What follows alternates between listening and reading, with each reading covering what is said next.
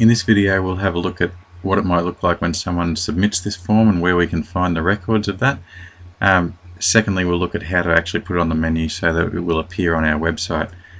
Okay, so looking at how somebody might enter the data, we'll do a site preview to do that. So I'll click on site preview and add some records in. Jimmy Stewart for year 7 2015, date of birth, go back a few years, gender, he's male, anything for the address and suburb, that's alright. Postcode must be an integer, so we'll give him 4444 and then go to the next page. Parents, Tom Stewart,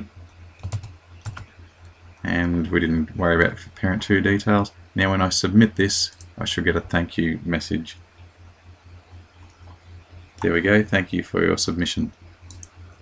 Now let's see if we can see where those records actually went. And to do that we go to Manage Records.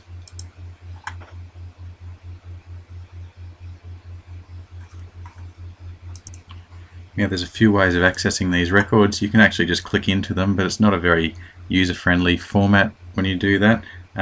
You can select it and go PDF, and you can select multiples as well.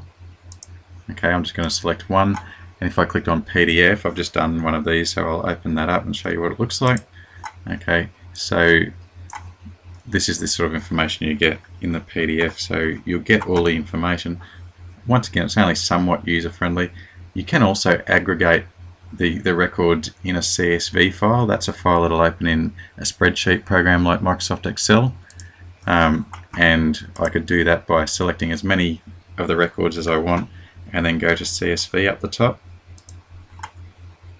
and that actually allows me to open that in Microsoft Excel.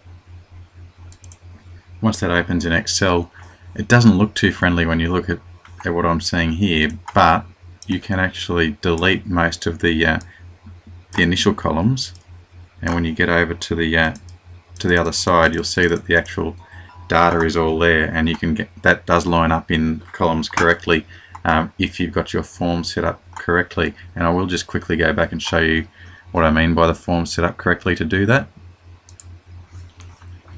So going back to your form in Manage Forms, if I click in Enrolments Expression of Interest,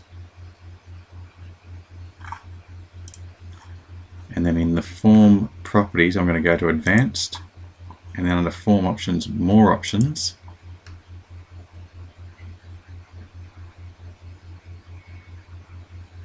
Scrolling down under Settings, Log to Database should say all values. Now yours should really default to that. Right. If it is on non-empty values, then you're going to have a problem if you're exporting data out to Excel. It's going to be very difficult to make things line up properly. So if you are going to export things, make sure it says all values there and save that, and it will be fine. Finally, getting your form to show on your menu on your website, the thing to do here is to make sure you have the name. Alright, so I'm going to go to the name and copy it. Alright, and then I can close or save that if necessary and close it.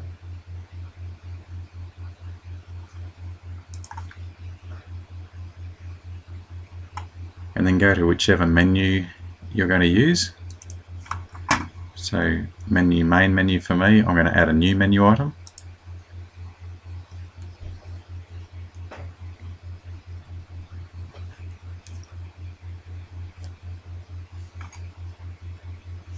Alright, menu item type, this is the really important part. So click on Select, go to Breezing Forms and Add Form.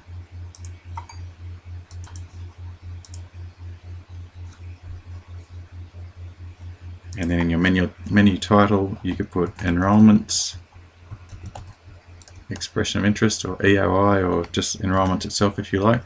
Form name, I'm going to paste in what I copied a minute ago there.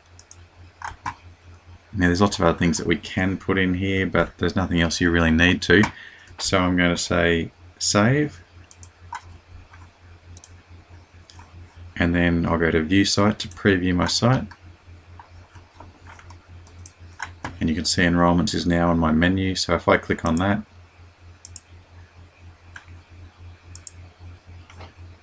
my form comes up. So I'm all done.